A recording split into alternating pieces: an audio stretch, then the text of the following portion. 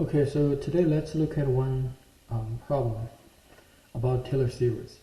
So the problem is very classical. So it asks us to figure out the Taylor series for cosine x at x equals 0. Basically, you're looking for the Maclaurin series, okay? And they show that the Taylor series converges for every value of x, okay?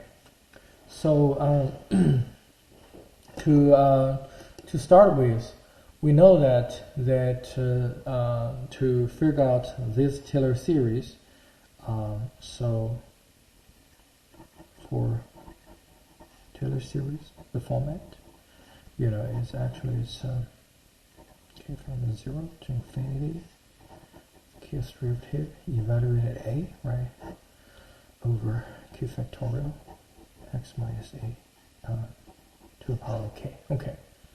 And when a is 0, which is the Maclaurin series, correspondingly it's going to be from 0 to infinity, kth derivative evaluated 0 over q factorial, right, x to the power. Okay, so that is the Taylor series and the Maclaurin series, the corresponding format, okay? So let's actually get started for this problem. So what I'm going to do here is to show you the very standard step to drive a Taylor series. And then, okay, so, it is very challenging for us to directly see the pattern of the corresponding coefficient. But rather, we would like to write a couple of them first, and then to see are there any patterns getting involved. So, when k equals 0, and my fx is cosine of x, right? And then, of course, the corresponding coefficient is f of 0, which is cosine of 0, which is 1. Okay, we know that. And then when k equals 1, I need to figure out the first derivative, which is going to be negative sine x. So the first derivative evaluated to 0 over 1 factorial, which is going to be negative sine of 0 over 1 factorial. Turns out this part is 0. Okay. And, from here, we might expect, or we might have a hypothesis that, well, maybe, excuse me, the coefficient, it behaves like it's starting to do oscillating, okay? To do the oscillating. So like a 1, 0, some number 0, 0, 0, something like that. We'll see what happens. When k equals 2, and the second derivative, which is the derivative of the first derivative, which gives us this negative cosine x, right? And then the second derivative evaluated 0 over 2 factorial, which is negative cosine 0 over 2 factorial. Turns out this is negative 1 over 2 factorial, okay? And then we can do when k equals 3, the third derivative, which gonna becomes into, excuse me, sine of x. And so the corresponding coefficient for k equals 3, it's the third derivative evaluated 0 over 3 factorial, which is sine of 0 over 3 factorial, which turns out to be 0. So it looks like it's good, right? Number is 0, number is 0, okay? Now, we can see that there might have some pattern get involved, because this is 1. You can also think about it's this one as, so this is 1 over 0 factorial. If we get involved with those 0 factorial, 1 factorial, 2 factorial, 3 factorial pattern. And let's look at k equals 4. K equals 4, the fourth derivative. Turns out it's going to be cosine of x, okay? And then the fourth derivative evaluated to 0 over 4 factorial, which is cosine 0 over 4 factorial, which becomes into 1 over 4 factorial. Okay, So, so up to here, guys, that we already can see a lot of the observation, because you can see that when k equals 0, my fx is cosine x, okay. While the situation with k equals 4, do you see that the fourth derivative, it go back to cosine of x again?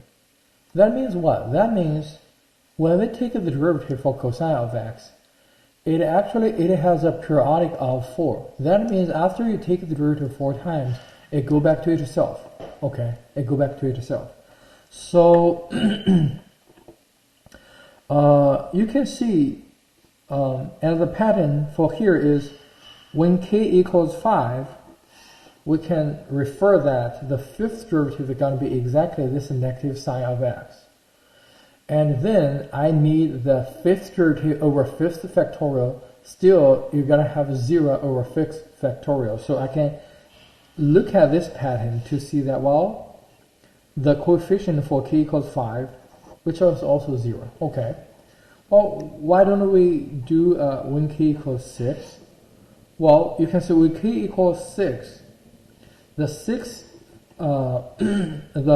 derivative is actually corresponding to when k equals 2. Okay, so I can directly write the sixth derivative of this. It's going to be negative cosine of x. And then also you can see that when k equals 6, I can directly get the corresponding coefficient, which is negative 1 over 6 factorial. Okay, so you can see that is the pattern. Positive, 0, negative, 0, positive, 0, negative. And then when k equals 7, apparently it's going to be another 0. Okay, so you can see that there does have some pattern getting involved. Okay, so that's the first part. Now, now with this in mind, I would like to write the corresponding Taylor series or the Maclaurin series with all my coefficients here. Okay, so this is what I got. I have f of 0, which is 1. I have 1, right? Plus 0 times x, right? Plus negative 1 over 2 factorial times x squared, right?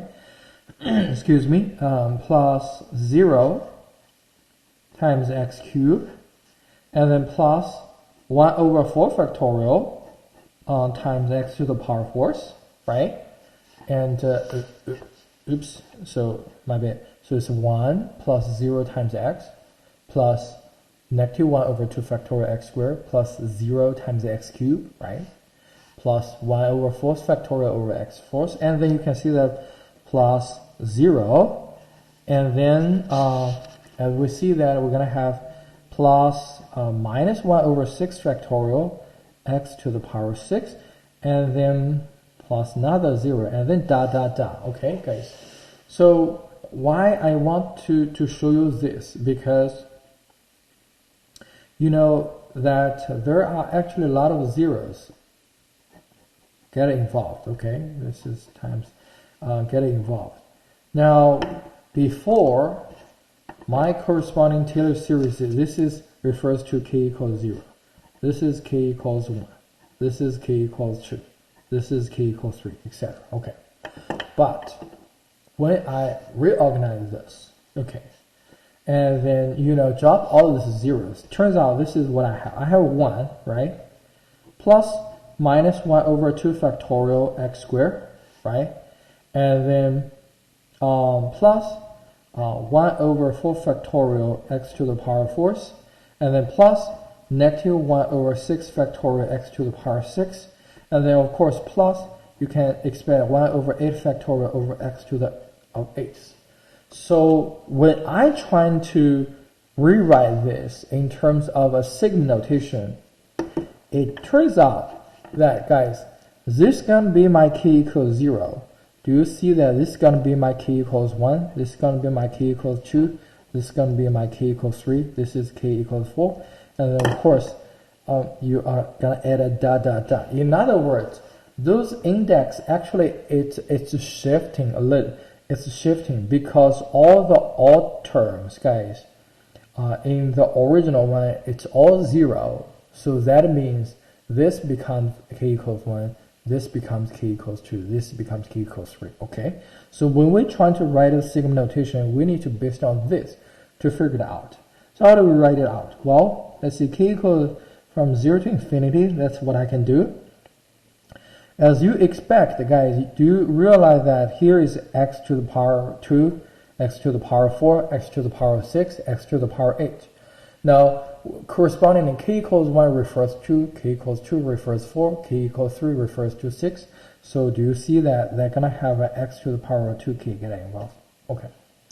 And also, about the coefficient, so as you expect, you're going to have a 2k factorial getting involved here.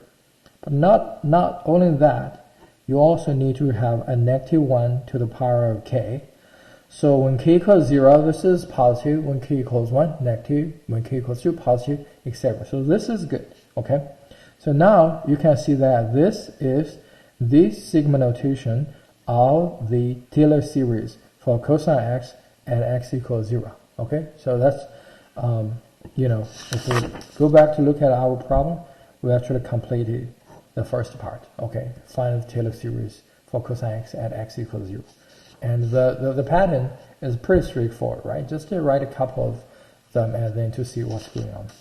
Then the next question is, okay, how do I figure out the, well, basically it's, you can see the radius of convergence for this series, okay? No matter it's a Taylor series or other series, still it's a series.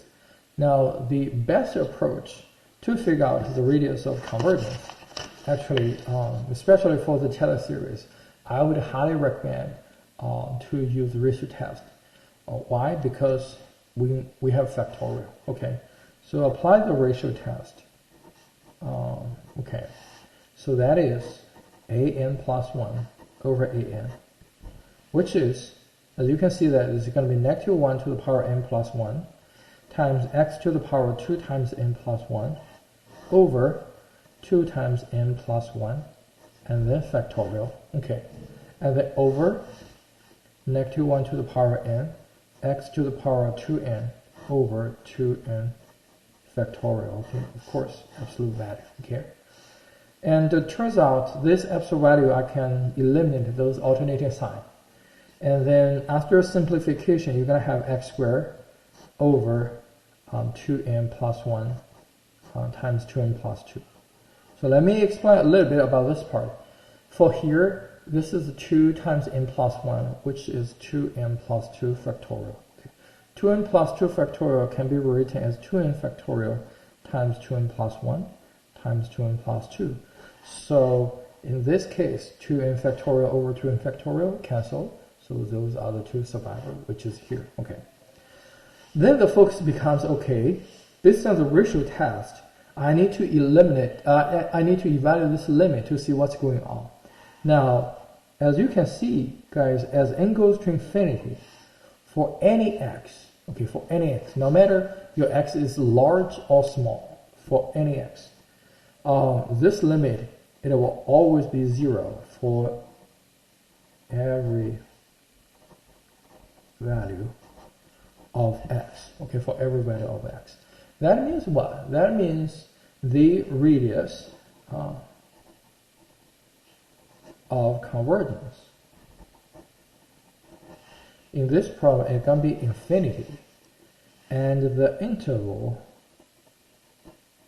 of convergence, it will be from negative infinity to positive infinity, okay? So that exactly shows that the series converges for every value of x, okay? So it's a little bit long video for this one, but hopefully this can help you to understand better about how to construct a Taylor series and then how to figure out the radius and the interval of the convergence for a Taylor series, okay? So thank you for watching, and I'll see you next time.